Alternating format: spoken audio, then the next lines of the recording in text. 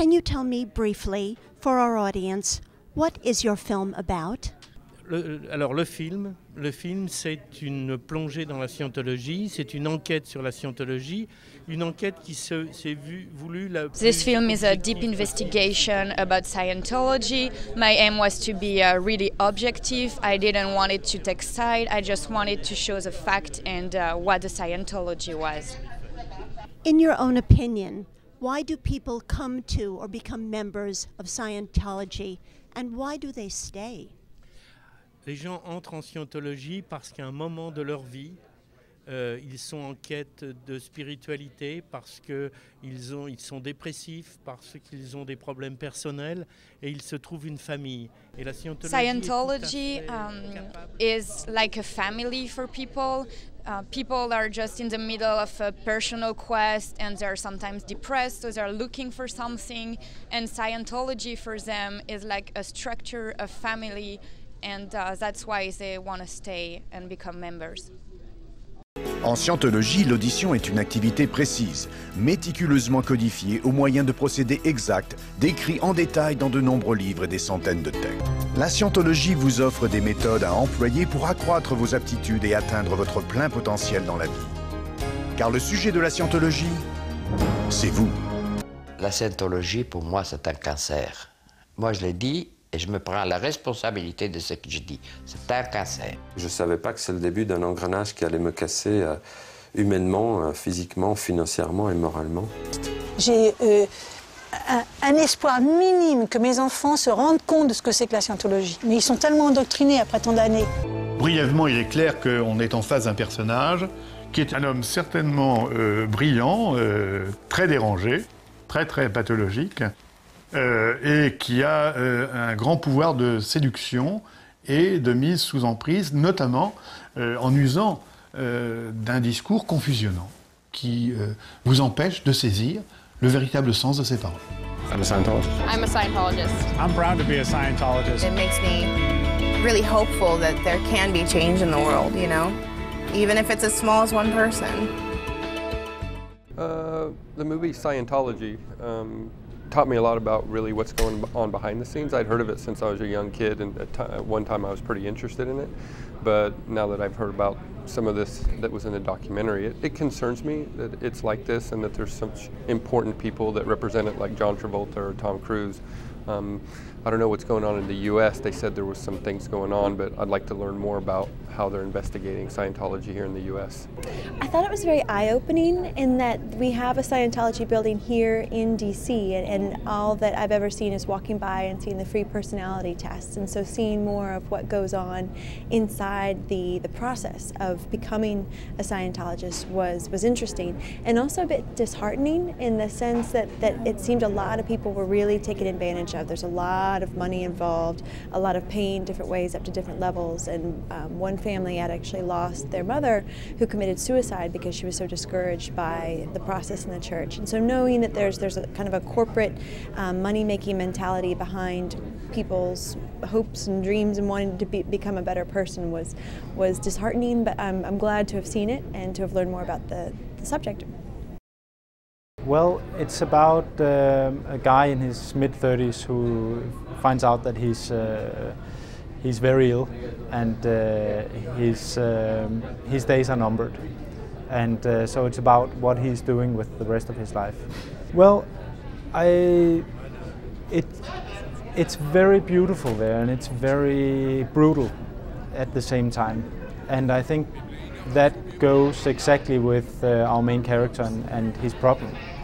And it is about the love of his country, and it is about where he's from, and the landscape we used it very consciously, also as like an enchanted place. When he goes away and comes back, so his trip that goes inside, we basically show that through the landscape. So it has an enormous importance in the film. Tell me about cinema in Greenland, or the movie industry. Is there a film industry? Well, it started with this film. This is the first film ever to be produced in Greenland. Before this, films were made about Greenland and seen from the outside. And this is the first time that there has been an attempt to make a film from the inside. There was no industry before we started, and since the film has screened, I think 2 or 3 other films have been made. So it's proven to the young people in Greenland that yes, of course, we can tell our own stories, and this is a place and that's worthwhile, and so are we. So it's created quite a lot. I thought it was a really good movie because I've never seen anything before about Greenland. I thought it was interesting having the mixture of the 2 cultures, and I just thought that it told you something, you know, about the country and about people. You know, it was sort of a universal theme. I actually thought the film was fantastic. I have been to Nuummioq myself, and it just really captured everything about the landscape, the lifestyle, and you know, the essential human questions that people all over the world, regardless of where you live, deal with. And I just thought it was a fantastic, fantastic film. Pablo's struggle seems to be related to his longing for sexual attraction or sexual vitality or even romance. But is it possible that his struggle with illusion is also related to the fact that he's getting older or related to death? No sé si entendí la pregunta, pero a través de la relación que tiene con Laura, con el personaje de la mujer, lo que Pablo vive es una especie de retroceso en el tiempo. Él siente que se redescubre su potencia sexual y un poco vive la ilusión de retroceder en el tiempo. Básicamente es eso, ¿no? De volver a ser más joven. Esas son mis islas secretas. Allí voy cuando no soporto esta realidad. O sea que si algún día desapareces te tengo que buscar en alguna de esas islas. Sí. ¿Qué le vas a decir si se da cuenta? No creo que se dé cuenta. Tiene cosas más importantes de que ocuparse. ¿Este lugar es seguro? Sí. ¿Ella no tiene llave? No.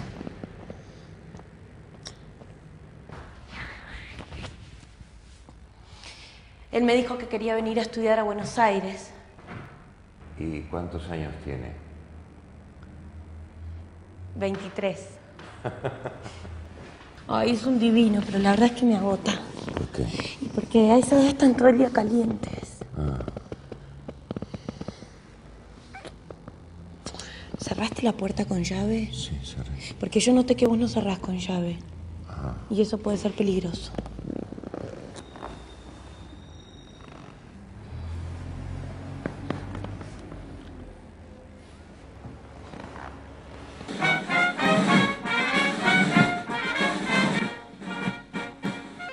Integrado a la acción conjunta y solidaria. Y la patria gloriosa y caliente de victoria profiere juramento.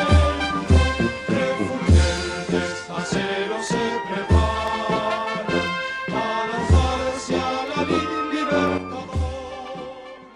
I think it was a fantastic movie.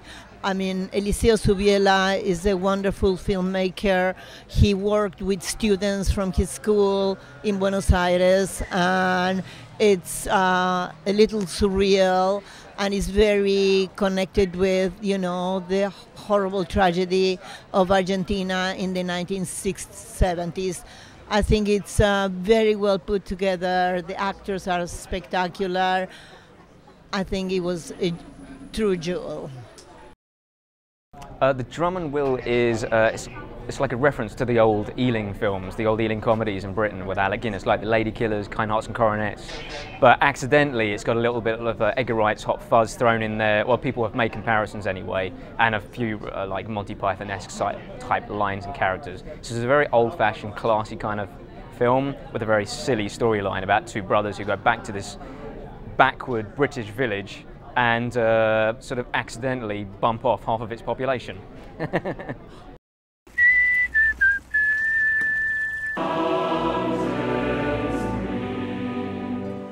I'm sorry for your loss.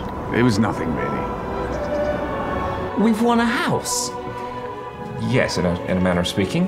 I found money. What? What do you mean? What money? What are you talking about? Did you lock Malcolm the bastard in the cupboard?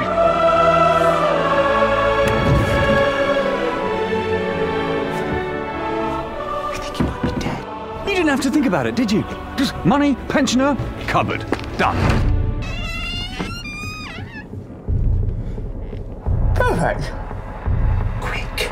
No one will believe it. It looks like he's taking a shit. Pint.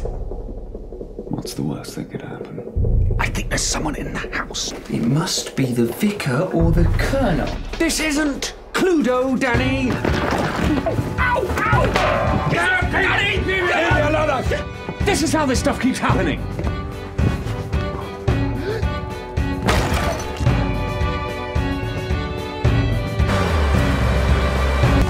You know, I knew this would happen. Really?